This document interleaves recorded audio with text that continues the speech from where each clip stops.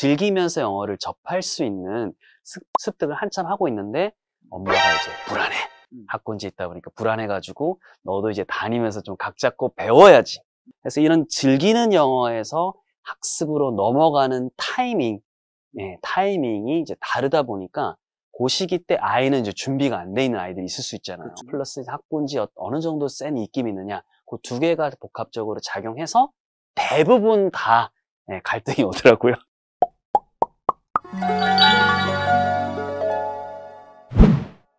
안녕하세요, 대치동 캐슬입니다. 오늘은요 약간 다른 배경에 왔죠. 제가 오늘 이렇게 홍공쌤과 함께 만났는데요, 홍공쌤을 모시고 영어 공부에 대해서 이야기를 해보려고 합니다. 안녕하세요. 안녕하세요, 반갑습니다. 네, 자기소개를 부탁드립니다. 네, 홍공 후짜. 네, 안녕하세요, 반갑습니다. 전 EBS에서 16년째 영어 강의를 하고 있고요.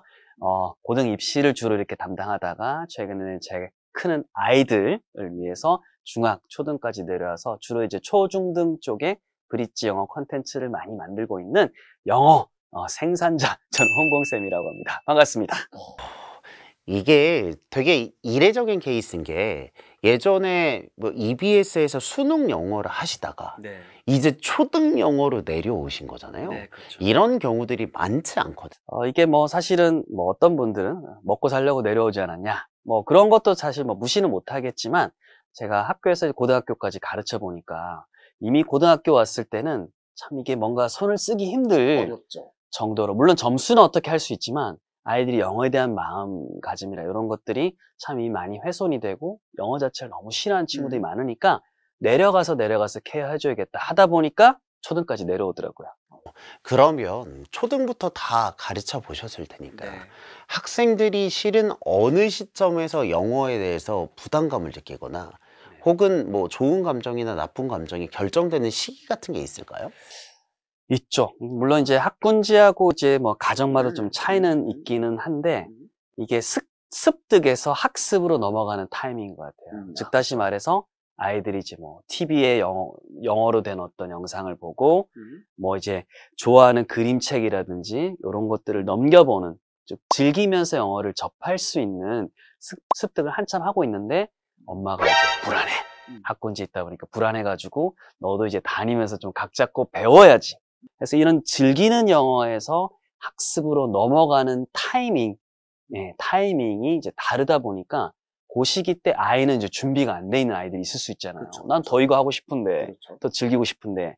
그래서 그런 습득에서 학습으로 넘어가는 타이밍 플러스 학군지 어느 정도 센 입김이 있느냐, 그 두 개가 복합적으로 작용해서 대부분 다 갈등이 오더라고요. 대부분 다 갈등이 대부분 다. 뭐 제가 말씀드렸지만 아무리 좋아하는 과목도 시험으로 만들어서 평가를 하면 쉽지 않은 부분이 있습니다. 그러면 그렇게 습득에서 학습으로 넘어갈 때 그래도 영어 공부는 안 할 수 없잖아요. 그렇죠. 그렇게 생각할 때 어떻게 해야 영어 공부의 본질에 와닿는다라고 생각을 하세요? 사실 이제 부모님 관점이랑 이제 아이 관점인데 이 두 개가 격차가 굉장히 클 거예요. 학부모님들 같은 경우에는 뭐 이제 우리 세대라고 그냥 퉁칠게요. 이제 좀 빡세게 영어 공부를 했었잖아요. 문법도 좀 더 깊게 들어가고 수거도 이렇게 비슷한 거만 쫙 다 외우고, 그리고는 시험도 되게 정확성을 테스트를 했었어요. 시험 칠 때 그 기억나실 텐데, 만약에 시험 칠 때 단어 시험이든 뭐든 단어를 쭉 쓰다가 스펠링을 만약 하나 틀렸어요. 한 개를 맞은 문제 틀린 거, 스펠링 하나 틀렸어요. 틀린 문제죠. 틀린 거죠, 그죠? 네네. 지금 너무나 당연한 거니까, 네. 그죠? 틀린 건데, 사실은 엄격히 보면, 이게 CAT라고 cat을 다 쓴 애는 당연히 정답이지만, CAT가 아니라 이제 다른 알파벳을 쓴 애는 틀린 거잖아요. 네. 근데 아예 백지를 내는 애도 있잖아요. 백지 써서 빵점 받은 애랑 CAP, 다르게 쓴 애랑 사실 동일한 선상에 놓고 봐야 되는가. 그렇죠.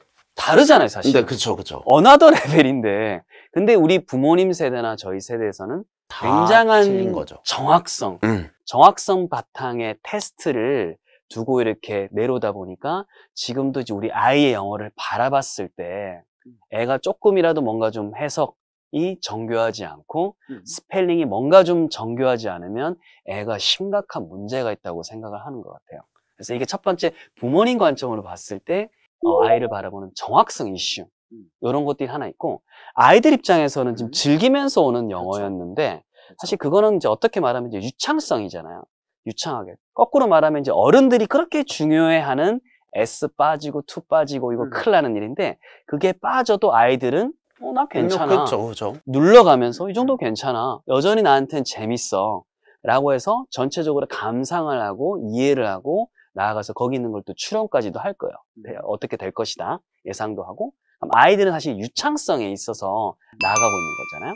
그럼 유창성에 있어서 나아가고 있고, 어른들은 정확성, 즉 이 두 집단은 완전 끝선에 있어서 중간을 가려고 하고 있는 거예요. 아이들 입장에서는 어떻게 보면 학년이 좀 올라가고 영어가 아니더라도 사실은 솔직히 초등학교 5, 6학년 되면 텍스트가 한글로도 많이 어려워지고 비문학도 등장을 합니다.